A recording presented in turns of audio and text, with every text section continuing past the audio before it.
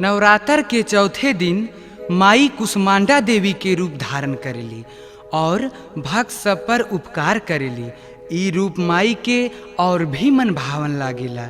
जब एगो भक्त माई के भक्ति में लीन होके पंडा बाबा से याचना करता और का कहता, गाई भजन माई के सुनाइब हो आ सुनाइब पूरा विडंबरा ए पंडा बाबा।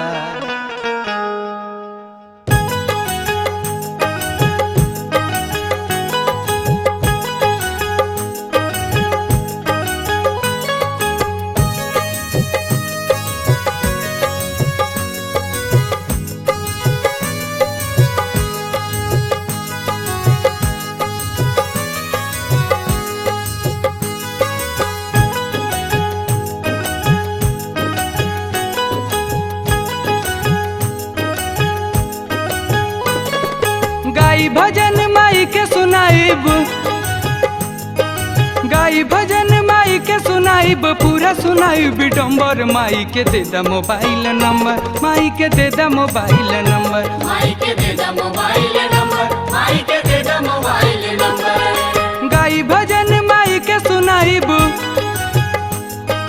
गाई भजन माई के सुनाइब, पूरा सुनाइब विडंबर। माई के दे दा मोबाइल नंबर, माई के दे दा मोबाइल नंबर, माई के दे दा मोबाइल नंबर, माई के दे दा मोबाइल नंबर।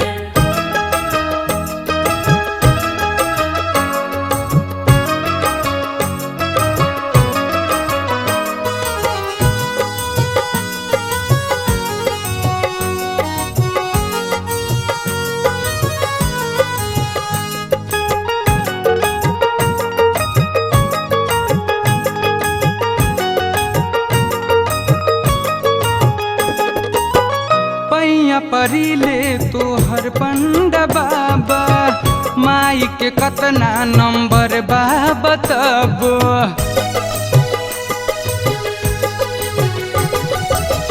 पैया परिले तोहर पंडा बाबा, माई के कतना नंबर बा बताब। फोन नहीं लगी तो भेजो, फोन नहीं लगी तो भेजावे SMS के अंदर, फोन नहीं लगी तो भेजावे SMS के अंदर। माई के दे दा मोबाइल नंबर, माई के दे दा मोबाइल नंबर, माई के दे दा मोबाइल नंबर, माई के दे दा मोबाइल नंबर।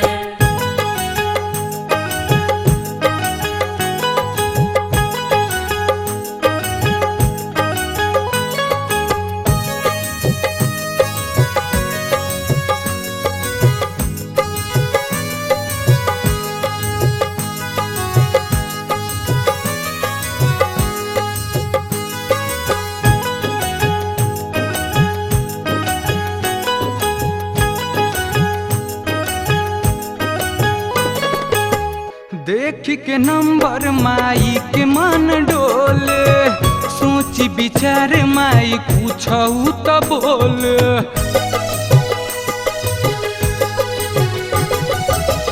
देख के नंबर माई के मन डोले, सोची विचार माई पूछऊ तो बोल। माई दूर करी दुखवा, माई दूर करी दुखवा, देखी हमर नंबर। माई दूर करी दुखवा, देखी हमर नंबर। माई के दे दा मोबाइल नंबर, माई के दे दा मोबाइल नंबर, माई के दे दा मोबाइल नंबर, माई के दे दा मोबाइल नंबर।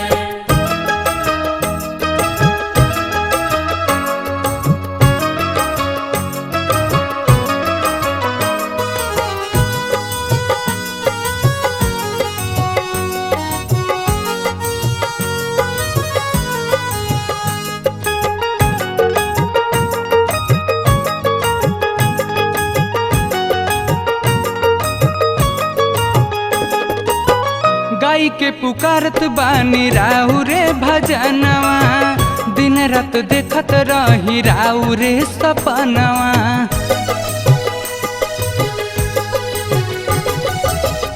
गाई के पुकारत बानी राउ रे भजनवा, दिन रात देखत रही राउ रे सपनवा। सच कही तोहसे माई, सच कही तोहसे माई देखी मन के अंदर, सच कही तोहसे माई देखी मन के अंदर। माई के दे द मोबाइल नंबर, माई के दे द मोबाइल नंबर, माई के दे द मोबाइल नंबर, माई के दे द मोबाइल नंबर। गाई भजन माई के सुनाइब,